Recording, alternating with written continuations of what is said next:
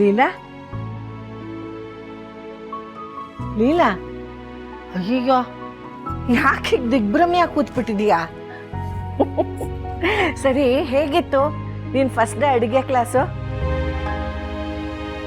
ಅಯ್ಯೋ ಅಜ್ಜಿ, ಅದ್ರ ಬಗ್ಗೆ ಮಾತ್ರ ಕೇಳ್ಬೇಡಿ. ನಾನು ಅದ್ರ ಬಗ್ಗೆ ನೆನ್ಸ್ಕೊಳಕ್ಕೂ ಹೋಗಲ್ಲ. ಅದನ್ನ ನೆನ್ಸ್ಕೊಂಡ್ರೆ ಕಣೆ ನೀನ್ ಅಡುಗೆಲಿ ಎಕ್ಸ್ಪರ್ಟ್ ಆಗೋದು. ಬೇಡಪ್ಪ ಬೇಡ, ನಾನು ಅಡುಗೆ ಕಲಿಲ್ಲ ಅಂದ್ರೂ ಪರವಾಗಿಲ್ಲ, ಆ ಚಾಪ್ಟರ್ನ ಪರ್ಮನೆಂಟಾಗಿ ಡಿಲೀಟ್ ಮಾಡಬೇಕು. ಯಾಕೆ, ಏನಾಯ್ತು? ನನ್ನ ಮಗ ಏನಾದ್ರು ಬೈದ್ನಾ? ಅಯ್ಯೋ ಅಜ್ಜಿ, ಅವ್ರೊಂದು ಮಾತು ಬೈದಿದ್ರೆ ನಾನು ತಡ್ಕೊತಾ ಇದ್ದೆ, ಆದರೆ ಅವ್ರು ತೋರ್ಸಿದ ಪ್ರೀತಿನ ನನ್ನ ಕೈಲಿ ತಡ್ಕೊಳಕ್ಕಾಗಲಿಲ್ಲ. ಪ್ರೀತಿನಾ? ಹ್ಞೂ ಅಜ್ಜಿ, ಹಾಡು ಹಗ್ಲಲ್ಲಿ ನಕ್ಷತ್ರ ಬಂದಾಗಿತ್ತು, ಮಧ್ಯರಾತ್ರಿ ಸೂರ್ಯ ಬಂದಾಗಿತ್ತು. ಈ ಪುಟ್ಟ ಹೃದಯಕ್ಕೆ ಎಷ್ಟು ಶಾಕ್ ಆಗಿರ್ಬಾರ್ದು ಹೇಳಿ. ಏನ್ ಹೇಳ್ತಿದೀಯಮ್ಮ? ನೀನ್ ಹೇಳೋದ್ ಕೇಳಿ ನನಗ್ ಶಾಕ್ ಆಗ್ತಾ ಇದೆ. ನೋಡಿದ್ರ, ನಿಮಗೆ ಇಷ್ಟಕ್ಕೆ ಶಾಕ್ ಆಗ್ಬಿಡ್ತು, ಇನ್ನು ನನಗೆ ನೆಕ್ಸ್ಟ್ ಶಾಕ್ ಆಗಿರಬಾರ್ದು. ಅವರು ಅಡುಗೆ ಹೇಳ್ಕೊಡ್ತೀನಿ ಅಂತ ಹತ್ರ ಬಂದರು. ಹತ್ರ ಬಂದು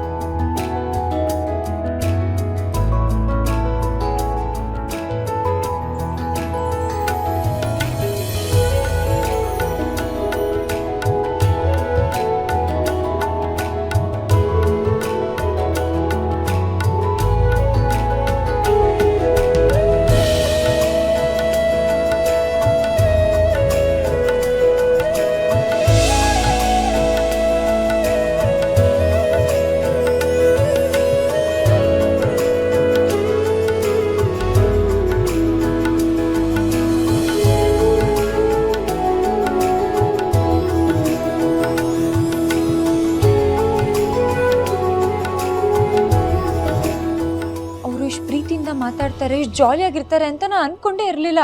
ಅವ್ರು ಯಾವಾಗಲೂ ಸ್ಟ್ರಿಕ್ಟ್ ಆಗಿರೋ ಹಿಟ್ಲರು ಅಂತ ಅನ್ಕೊಂಡಿದ್ದೆ, ಆದರೆ ಅವ್ರು ಆ ಥರ ಕಾಣಿಸ್ಲೇ ಇಲ್ಲ.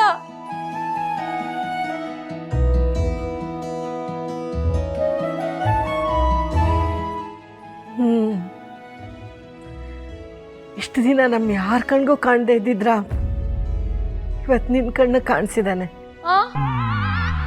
ಹಾಗಿದ್ರೆ ಅವ್ರು ನಿಜವಾದ ಏಜೆ ಅಲ್ವಾ? ಅಲ್ಲಮ್ಮ, ನೀನು ಇಷ್ಟು ದಿನ ನೋಡಿದ್ಯಲ್ಲ, ಅವನು ನಿಜವಾದ ರಾಮಲ್ಲ. ಇವತ್ತು ನೀನು ನೋಡಿದ್ಯಲ್ಲ, ಅವನೇ ನಿಜವಾದ ರಾಮ್.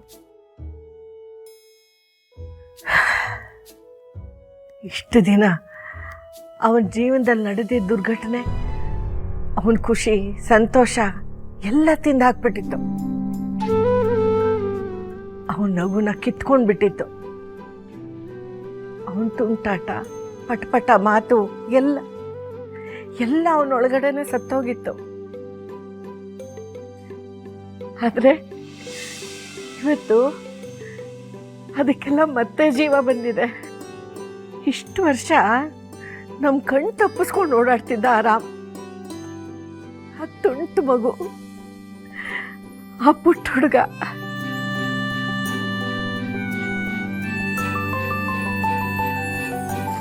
ಇವತ್ತು ನಿನಗೆ ಕಾಣಿಸ್ತಿದ್ದಾನೆ ಅಂದ್ರೆ ಅಂತ್ರ ನಿನ್ ಮೂಲಕ ಅವನನ್ನ ಮತ್ತೆ ನಮಗೆ ತೋರಿಸ್ತಾ ಇದ್ದಾಳೆ.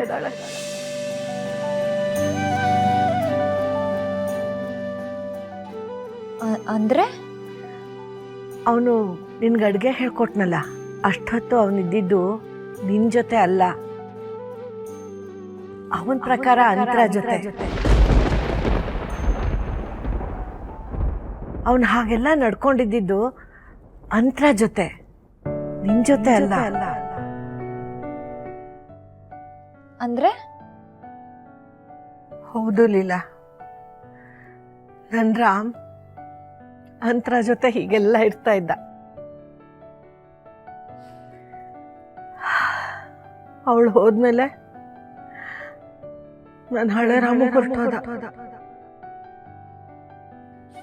ಔಟ್ರಗು ತುಂಟಾಟ ಎಲ್ಲ ಅವನ ಹೆಂಡತಿ ಹಿಂದೆನೆ ಹೊರಟೋಯ್ತು. ನಾನು ಮತ್ತೆ ನನ್ನ ಹಳೆ ರಾಮನ್ ನೋಡಕ್ ಕಾಯ್ತಾ ಇದ್ದೀನಿ. ಆದ್ರೆ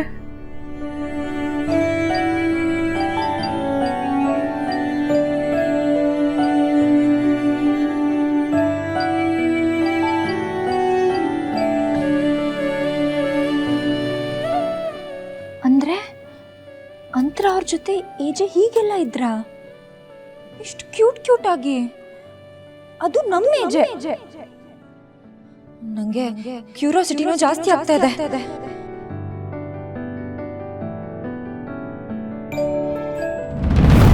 ಯಾರನ್ನು ನಂಬೋದು ಯಾರನ್ನು ಬಿಡೋದು ಒಂದು ಅರ್ಥ ಆಗ್ತಿಲ್ಲ. ಹಾವು ಮುಂಗ್ಸಿ ಥರ ಇದ್ದ ಏಜೆ ಲೀಲಾ ಒಳ್ಳೆ ಲವ್ ಬರ್ಡ್ಸ್ ಥರ ಆಗ್ಬಿಟ್ಟಿದ್ದಾರೆ. ಅದು ಏನು ನೋಡ್ತಿದ್ದೀನೋ ನಾನು. ಟೈಮ್ ಕೆಡಬೇಕು, ಆದರೆ ಈ ಲೆವೆಲಿಗೆ ಕೆಡಬಾರ್ದು.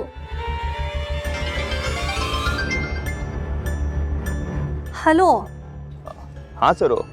ಹಲೋ ಅಣ್ಣ, ನಾನು ಅವಾಗಿಂದ ಟ್ರೈ ಮಾಡ್ತಾ ಇದ್ದೀನಿ, ನಿನ್ನ ಫೋನೇ ಕನೆಕ್ಟ್ ಆಗ್ತಿಲ್ಲ. ಇಲ್ಲ ಯಾವುದೋ ಕೇಸ್ ಮೇಲೆ ಹೊರಗಡೆ ಹೋಗಿದ್ದೆ, ನೆಟ್ವರ್ಕ್ ಬಂತು, ಹಾಗೆ ನೀನು ಕಾಲ್ ಮಾಡಿದ್ದೆ ಅನ್ನೋ ಮೆಸೇಜು ಬಂತು, ಹಾಗಾಗಿ ಕಾಲ್ ಮಾಡಿದೆ. ಏನು ವಿಷಯ? ನನ್ನ ಹೆಂಡತಿಗೆ ಏನಾದ್ರು ಪ್ರಜ್ಞೆ ಬಂತಾ? ಅಯ್ಯೋ ಇಲ್ಲ, ಪ್ರಜ್ಞೆಗಿಜ್ಞೆ ಎಲ್ಲ ಏನೂ ಬಂದಿಲ್ಲ. ಆದರೆ ಈಚೆಗೇನೋ ಇನ್ಫಾರ್ಮೇಷನ್ ಗೊತ್ತಾದಾಗಿದೆ.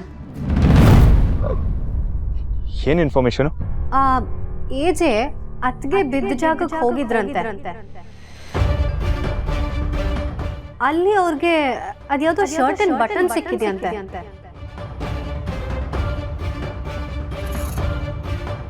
ಬಟನ್ನ? ಹ್ಞೂ.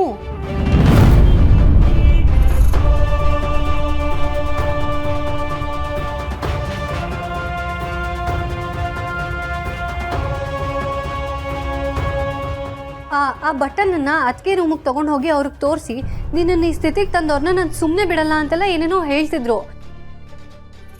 ನನಗೇನೂ ಅರ್ಥ ಆಗಲಿಲ್ಲ. ಅಂದರೆ ಅದಕ್ಕೆ ಅವರೇ ಬೀಳಲಿಲ್ವಾ? ಅವ್ರನ್ನ ಬೇರೆ ಯಾರೋ ತಳ್ಳಿರೋದಾ? ಹಲೋ ಅಣ್ಣ, ಮಾತಾಡೋ. ಏನು ಮಾತಾಡಬೇಕು ಅಂತಲೇ ಗೊತ್ತಾಗ್ತಿಲ್ಲ ಸರು.